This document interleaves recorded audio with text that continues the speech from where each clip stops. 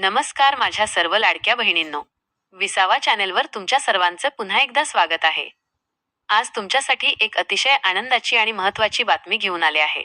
मुख्यमंत्री माझी लाडकी बहीण योजनेच्या जानेवारी महिन्याच्या हप्त्याचे वितरण अखेर आजपासून सुरू झाले आहे.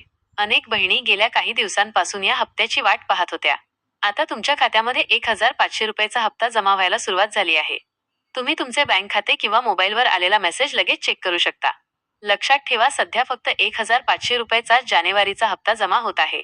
त्यामुळे इतर कोणत्याही अफवांवर विश्वास ठेवू नका. सर्वांच्या खात्यात पैसे जमा होतील.